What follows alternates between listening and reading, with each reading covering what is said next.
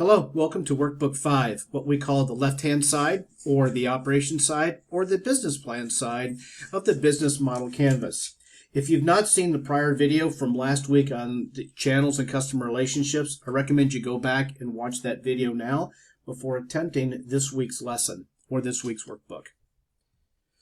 So at Activity 20, you're going to be summarizing high level your revenue model and outcomes. So if you remember back to the overview for this week, the emphasis was on high level, and you've heard that several times now. So summarize these key revenue aspects, and I can't emphasize that enough, key revenue aspects for each one of these. So when you're saying who provides the revenue, how much money are you going to get from that, high level, okay? We're not looking for anything more than high level.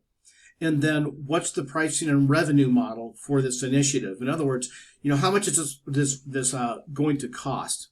How much are you going to, quote, charge for that? And then what's the revenue model? If you don't understand some of these terminology from other courses, maybe just Google those so you can get a feel for that. And then what do you anticipate your annual revenue? Now, again, high level. In the case of something that is not functioning yet, your focus is going to be on how much do you anticipate that revenue is going to be. And then lastly, what is the lifetime value of the average customer, client, or donor? In other words, how long are you going to have them, and how is that reflected in the dollar that you're going to receive total revenue from that person? So if it's in the case of a customer, okay, we've got that, so they could buy initial product and they could, buy software to upgrade, et cetera, et cetera. In the case of a client, it could be as they come in through one program, then they go to another program, to progress in their process here through your organization. And the whole time that requires revenue. So you'll need to be talking about that in that section. Then in Activity 21, we're going to ask you the cost structure. And again, high level. What does it really cost to run nonprofit operations? You can get this from your accountants most likely. And then what costs are inherent in our business model? In other words, if you're going to open a restaurant, how much it's going to cost for a chef, how much it's going to cost for a fryer, how much it's going to cost for point of sale systems, that kind of thing. So what kind of things do we know are going to drive this business model? And then you'll identify what are the key resources and activities. Which ones are the most expensive? People are usually your most expensive resource. And that could make an activity really expensive if you're doing something really intensive that requires a lot of one-on-one, so it requires more staff members. So that could get expensive really quickly. Whereas if you think about running a computer lab, you may just have one person that runs, supervises 15 people in the classroom. And so you can get some scale out of that. How much does it cost to serve each client customer or to produce each product? And what are the overhead or administrative and fundraising costs that goes with this program or service that you're offering? And how much do these fixed costs and variable costs play? Heating could, for instance, heating and air conditioning could be a variable cost because it goes up and down depending on the seasons. Just like your revenue can be variable as well, right? Depending on the season, it can have a direct impact on how much your revenue is. And are there significant economies of scale in your model? So in other words, if I have X amount of product or X activity I do for X amount of people, I just stated, for instance, 12 people, how much does it really cost to add a 13th? Maybe it doesn't cost as much. So it could cost a lot to get to, if you're going to do computer services for one person, but if you add two, the price goes down because it's really not much of a deal. It just costs you another computer. You've already paid for the building and the instructor.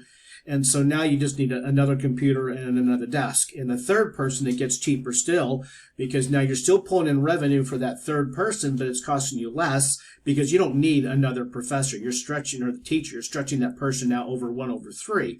And now all the way up to 1/12, for instance. If you got a computer lab of 12 people, now you're scaling that. You're stretching that cost out over 12 people. So you may have lots of revenue for the number of people in there, but the cost may be significantly reduced because you just have one person doing it. Your financials, feel free to edit this table when you get here. These are just kind of bare bones we thought about. Source one could be grants. This could be donations. This could be government types of subsidies. Just edit this as you need to. And then we thought we'd start you off in here. You may not have hard figures for all these, so just do your best as far as estimating. A way you can get this is to go to Part 9 of the organization's last 990. That's if you're working within an existing organization. If you're not and you're proposing something new, you're just going to try and estimate how much it's going to cost you for that particular initiative. And then here, Activity 24, now you'll be talking about your team and facilities, so you'll shift direction a little bit here. So who are the key people and their roles? And you want to be able to give a little bit of feel here for who the people are.